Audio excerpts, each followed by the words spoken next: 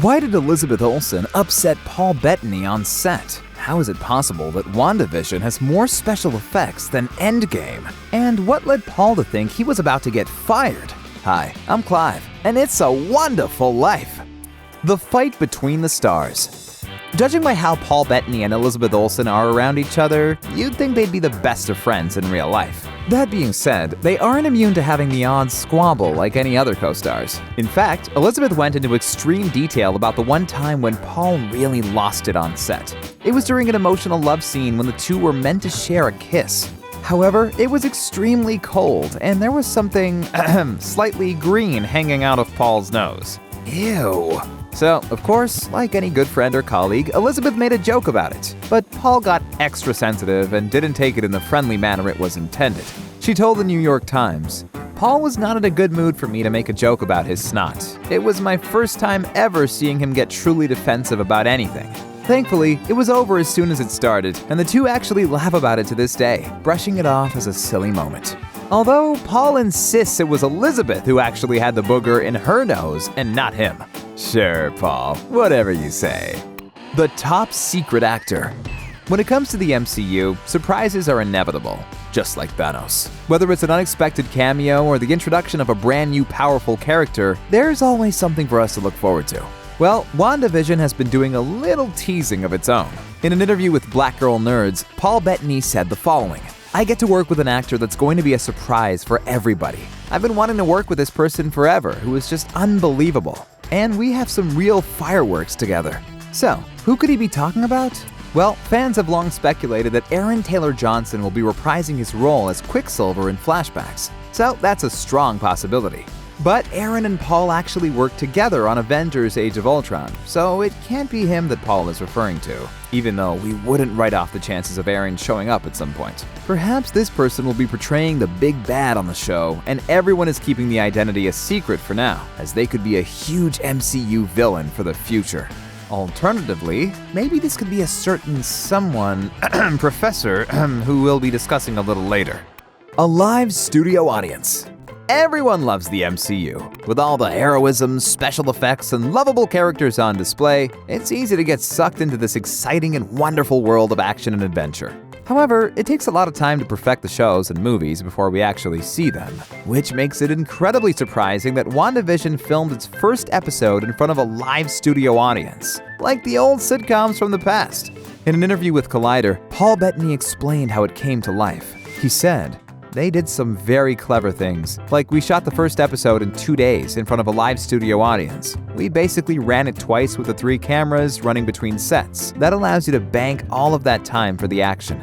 Wow, that sounds different and quite unlike anything the MCU has done before. Paul admitted that even though it's unconventional, it'll simply make you think of the MCU in a brand new way, and that everything is still connected like always. Well, at this point in its lifespan and after all the billions of dollars it has made, the MCU has earned every single right to try something different, don't you think? More special effects than Endgame. Oh, this is no troll, and it's no rumor either. In an interview with The Guardian, Paul Bettany revealed that WandaVision has more special effects shots than Avengers Endgame. You know, the biggest blockbuster and highest grossing movie of all time. While it might sound incredibly hard to believe, it really shouldn't come as much of a surprise, since the series cost a reported $150 million to make, which works out at roughly $17 million per episode. I can't even imagine what that'd look like in notes or coins. Director Matt Shakman corroborated Paul's statement about the special effects, adding, "It's an amazing statistic, and it is true. However, I will just say that we have a total running time of approximately 6 hours, and one of our 2 stars is very often assisted with CG in many shots. That quickly adds up." Matt also revealed that while there are tons of special effects, it won't be as big of a visual extravaganza as Endgame ended up being. Even so, this still makes WandaVision more expensive than Game of Thrones' final season, which reportedly cost $15 million per episode. Sheesh, these numbers are just pure insanity. I mean, some directors don't even get this kind of money for a studio movie. The House of M, or X?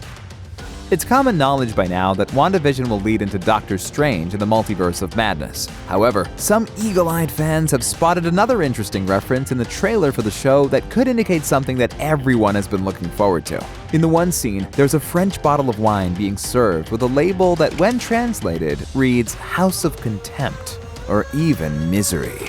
In other words, the House of M.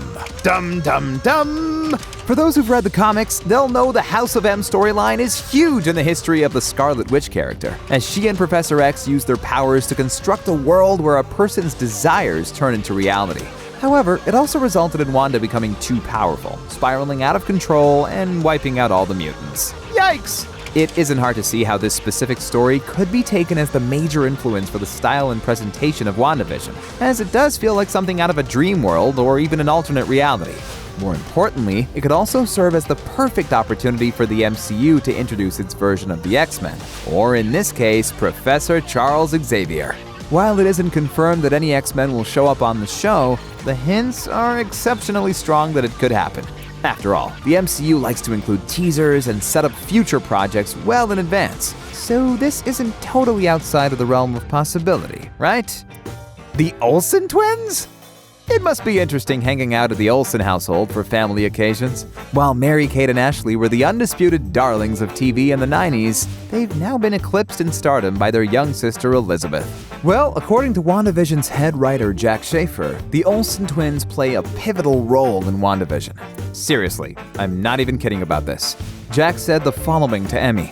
And for extra meta, Full House, which starred Olsen's older sisters, Mary-Kate and Ashley, is also enmeshed in the fabric of what we're doing. Oh, have mercy! Realistically, picking apart this statement, it doesn't necessarily mean that the Olsen twins are guaranteed to appear on the show, though that could still be a possibility. It most likely implies that WandaVision takes some sort of inspiration from Full House, which is unquestionably one of the most famous sitcoms of all time. And after all, if WandaVision is inspired by sitcoms from the different decades, such as Bewitched, The Brady Bunch, Malcolm in the Middle, and Modern Family, it can't forget about Full House either. Let's hold thumbs that WandaVision has its own version of Uncle Joey and Jesse in this universe, though. You got it, dude. Dick Van Dyke's advice. Being a show inspired by sitcoms, it's only logical that comedian Dick Van Dyke played a major role in the shaping of WandaVision.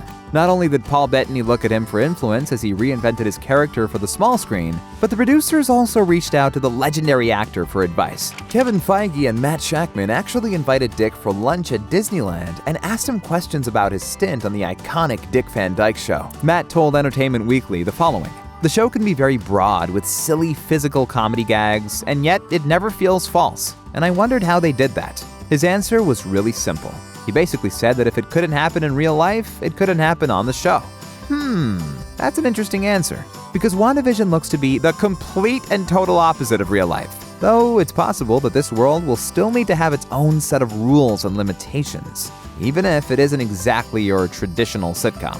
Ultimately, we'll just need to wait and see how everyone managed to pull this off, and if they actually listened to Dick's sage advice. Paul thought he was fired.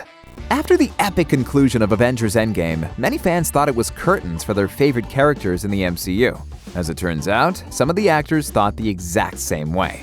Having played Vision and Jarvis for a number of years, Paul Bettany thought his time with the popular franchise was well and truly up. In fact, when he was called in to discuss WandaVision, he believed he was going to be given his marching orders.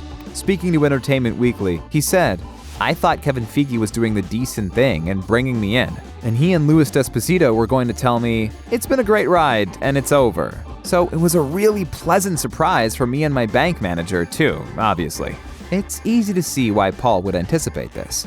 I mean, if Robert Downey Jr. and Chris Evans are gone from the franchise, and they're pretty much the main stars, it doesn't bode well for some of the supporting cast members. Heck, it didn't help much that Vision died not once but twice in Avengers Infinity War, so that's exceptionally brutal. But the question now is, will WandaVision prove to be Paul's last ride in the MCU?